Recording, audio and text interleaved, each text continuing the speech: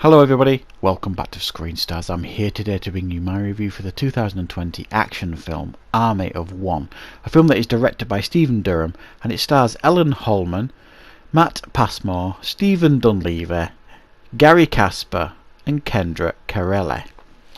Now this film is due for release in the middle of December on video on demand, things like that, and it's a film that focuses on Ellen Holman's character, who is she's ex-special forces, and she's on a vacation break with her husband. While on this break, they stumble across a criminal enterprise in redneck country, I suppose. Her husband is executed, she's left for dead, and she decides to fight back. And that's essentially the story that we get here with this film. What are my thoughts of Army of One?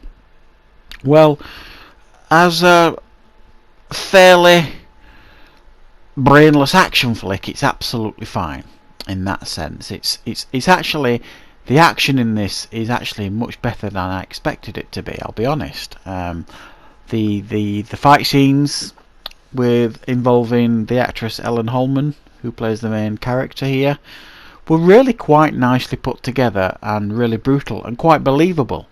And you can say what you want about a woman taking a lead in an action role. I think she carries it off really, really well. And I did believe the majority of the things that she was doing in this film.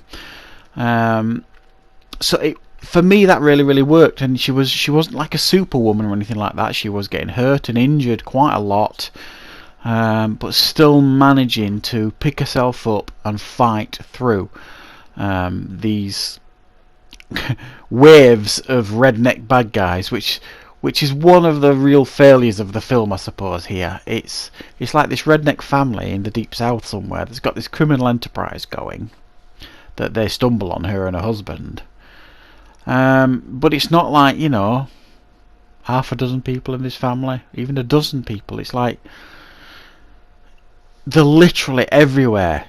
It seems like it's an army of rednecks, never mind a family of them, you know what I mean? And she's literally taking them out left, right and centre. It gets quite comical actually at times, and it looks like some of them were either extras that they just dressed in an outfit they've just bought at the store, you know, the Redneck R Us store or something like that. So some of them didn't suit the things they were wearing, is what I'm trying to say, and some of them did, and some of them felt more genuine than others in the way they spoke, things like that. What carried, I think, this criminal enterprise was the performance by Geraldine Singer, who plays Mama, who's the matriarch of this southern family, this redneck family. She controls everything, she controls them all. She's got her boys under her thumb. You're not quite sure how many of them are her boys, because she just refers to them all as her boys. So is that an affectionate name for them, or are they actually her family? I'm not sure. I think some of them were. It didn't stress which. But this film never really excels beyond a revenge story. It's a revenge story with this character, this special forces soldier who's trained to kill, is not going to take what's happened to her lying down, and she decides she's going to take out this redneck family basically. And that's the extent of the story. There's no real surprises here. There's no real red herrings.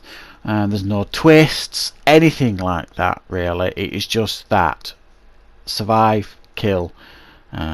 Be clever, hide, kill, build traps, kill, see some other women being treated really badly, rescue them, kill others to save them. It's that kind of stuff, and that's what you get over and over and over again. So it gets predictable, it gets repetitive, but like I've said, I thought the action, mainly the hand-to-hand stuff, was quite brutal and impactful. And I believed a lot of the moves that she was doing would bloody hurt what she did. You know, twisting and breaking bones and that kind of stuff. The gunplay stuff I didn't believe just as much. Not either from her or even some of the other, you know, the rednecks that were using weapons and things like that. That I didn't feel was as well put together as the hand-to-hand stuff.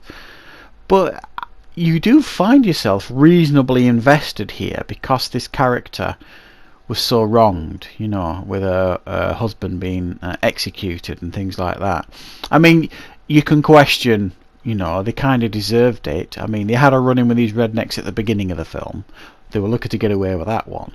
And then they're out walking, hiking in the rain, and they decide to take shelter by breaking into some cabin. And this cabin just happens to be like one of these storehouses for these criminals. So they kind of were poking the nose in where it didn't belong, really. So they were breaking and entering to start with.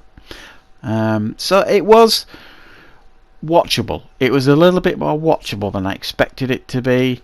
Don't be expecting, you know, John Wick type action or anything like that here. You're not going to get it.